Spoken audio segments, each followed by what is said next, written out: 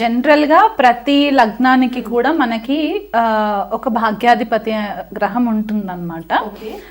అసలు మనకి ఇప్పుడు మీరు అడిగిన క్వశ్చన్స్ అన్నిటికీ కూడా మనము చూసుకుంటే గనక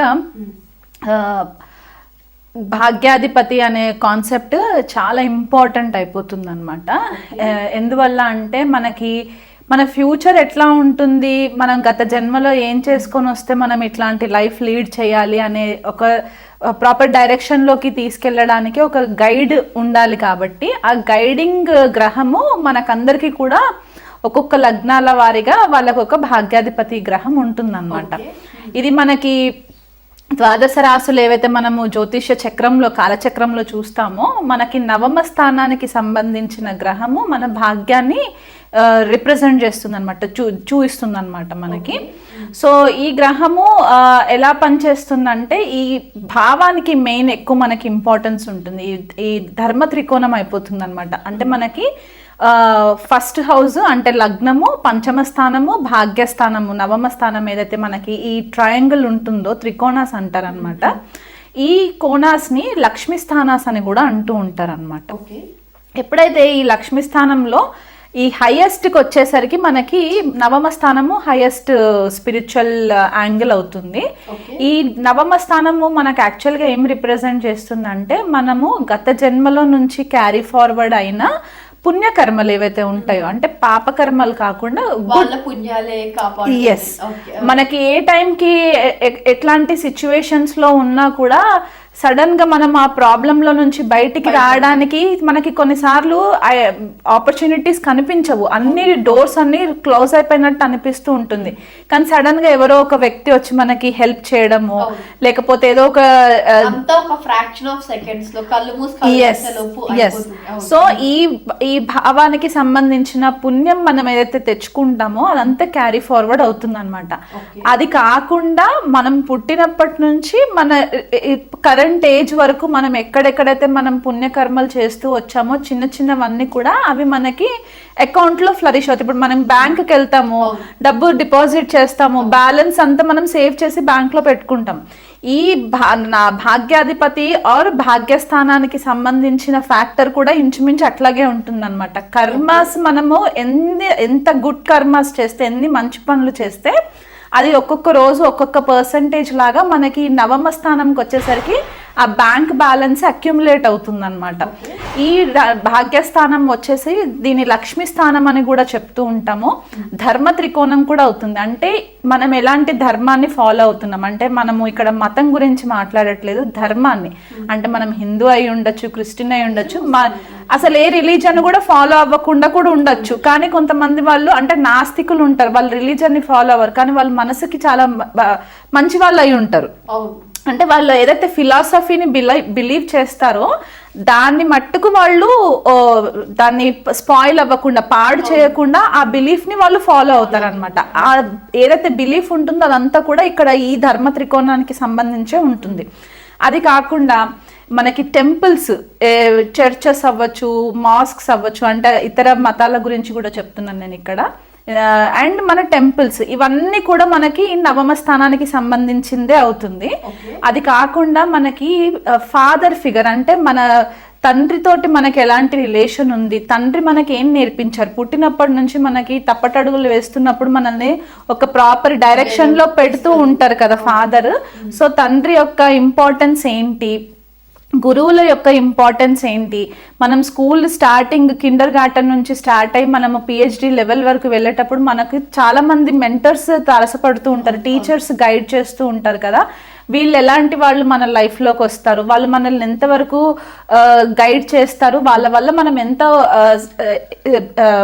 పొజిషన్లోకి వస్తాము అనేది మనకి నవమ స్థానము భాగ్యస్థానము రిప్రజెంట్ చేస్తుంది. అంటే కొంతమందికి ఏమవుతుందంటే గురువులు కరెక్ట్గా దొరకరు. సో అంటే గత జన్మలో వీళ్ళు ప్రాపర్గా గురువుకి రెస్పెక్ట్ ఇవ్వకపోతే ఇక్కడ కొద్దిగా ప్రాబ్లం అవుతుంది, డిస్టర్బెన్స్ అవుతుంది. సో ఆ రకంగా చూసుకోవాలి. అంటే భాగ్యస్థానము భాగ్యాధిపతి ఈ భావంకి ఏంటంటే డిఎన్ఏ అంటారనమాట. మనం ఒక ప్రాణిక్ లైఫ్ ఫోర్స్లో మనం ఏదైతే ఉంటామో ఆ డిఎన్ఏ మొత్తం కూడా మనకి ఇక్కడ నుంచి కనెక్ట్ అవుతుంది. మనం ఎలాంటి ఇంట్లో ఇంట్లో పుట్టాలి. అంటే కొంతమంది ఫర్ ఎగ్జాంపుల్ అంబానీ గారు ఉన్నారు, ఆయన పుట్టినప్పటి నుంచి గోల్డ్ స్పూన్ లో పుట్టినట్టు. ఎందుకంటే వాళ్ళ ఫాదర్ ధీరుభాయ్ అంబానీ గారు వెల్ ఎస్టాబ్లిష్డ్ ఫాదర్ కాబట్టి.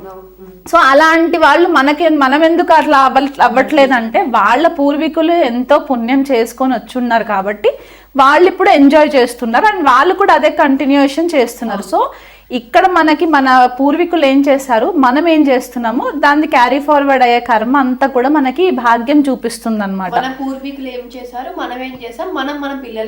ఎగ్జాక్ట్లీ, అంతే అంతే. అంటే ఇప్పుడు భాగ్యస్థానంకి వచ్చేసరికి ఏంటంటే పంచమం నుంచి పంచమం లెక్కెట్టుకుంటే 5th to 9th వచ్చేసరికి భవద్భవం కాన్సెప్ట్ అని ఉంటుంది. మనకి 5th హౌస్ అంటే పంచమ స్థానం, మనం పుట్టే పిల్లల గురించి చెప్పి మన పూర్వపుణ్యం ఏదైతే మనం చెప్తూ ఉంటామో, మనకి పుట్టే గ్రాండ్ చిల్డ్రన్ అంటే మనవాళ్ళు వీళ్ళంతా కూడా మనకి నవమ స్థానం నుంచి చూపిస్తుంది అనమాట. సో ఎప్పుడైనా సరే మన పూర్వీకులు ఏదైతే తప్పు చేసి ఉంటే కనుక ఇక్కడ మనకి దాని రిఫ్లెక్షన్ మనం కనిపిస్తుంది. మనం కొన్నిసార్లు అనుకుంటాం నేను ఏ తప్పు చేయలేదు కానీ నేను ఎందుకు సఫర్ అవుతున్నాను అని చెప్పేసి, ఇక్కడ మనకి ఆ క్లూ దొరుకుతుంది అనమాట. వాళ్ళు ఏం చేస్తే మనం ఇక్కడ సఫర్ అవుతున్నాము అనేది మనకి ఇది కనిపిస్తూ ఉంటుంది.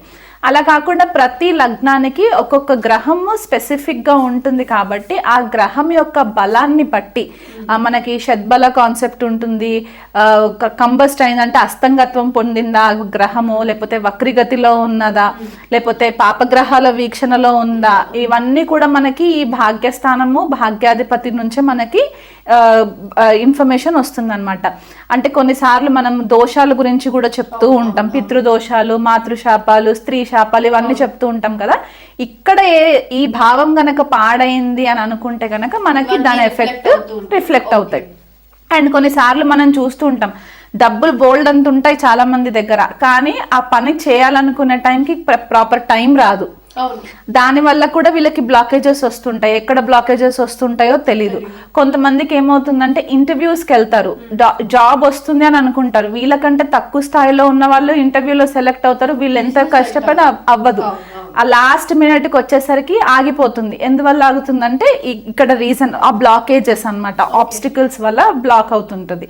అది కాకుండా ఇంకొకటి ఏంటంటే కొంతమంది ఫారెన్ ట్రావెల్కి వెళ్ళాలనుకుంటూ ఉంటారు, బ్యాంక్లో బోల్డ్ అంత డబ్బులు ఉంటాయి, కానీ వీళ్ళు అనుకున్న యూనివర్సిటీస్కి వెళ్ళలేరు, బెస్ట్ యూనివర్సిటీస్కి వెళ్ళలేరు, బెస్ట్ మార్క్స్ రాలేవు. ఇవన్నిటికీ కారణం భాగ్యస్థానం పాడవడము లేదా భాగ్యాధిపతి పాడవడం.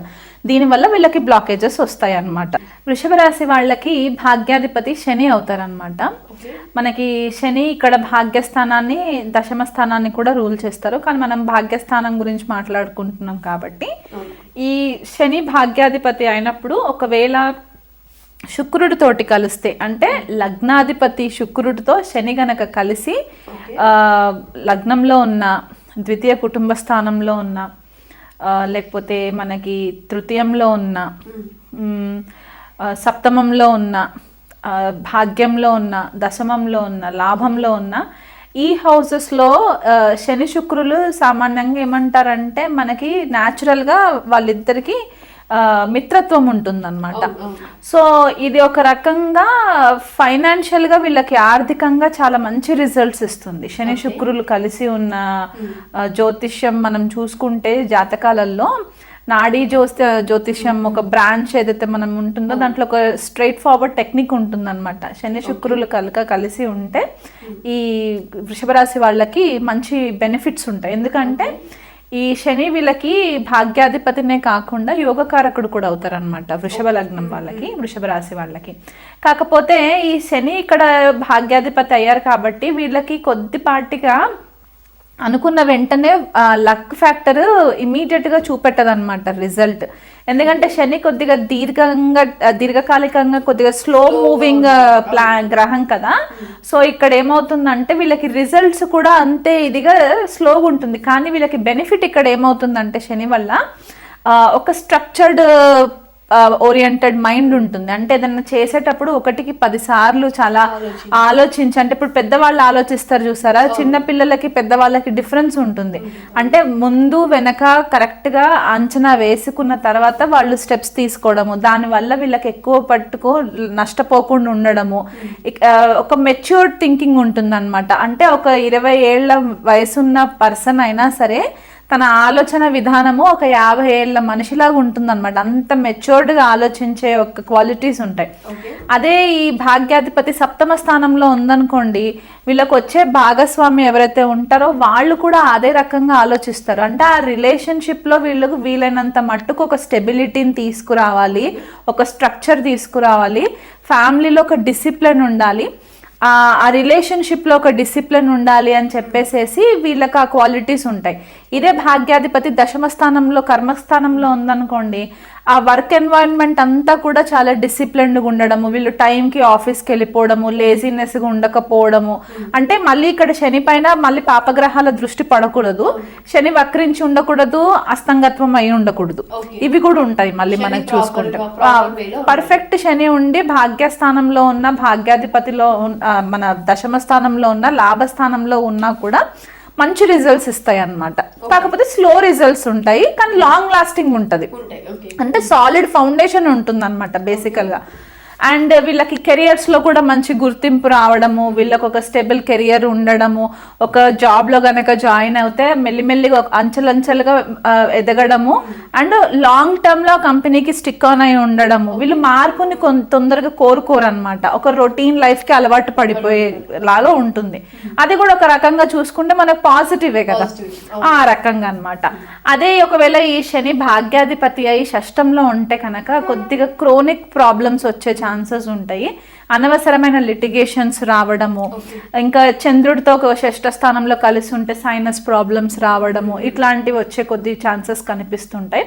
అదే భాగ్యాధిపతి శని 8మంలో ఉంటే ఆయువు కొద్దిగా లాంగ్ ఉంటుంది అనమాట. ఎందుకంటే మనకు ఆయుకారకుడు కూడా మనకి శని అని చెప్తుంటాం, అంటే ఎక్కువ డిలే చేస్తారనమాట, డెత్ని డిలే చేస్తారు. సో ఆ రకంగా బాగుంటుంది.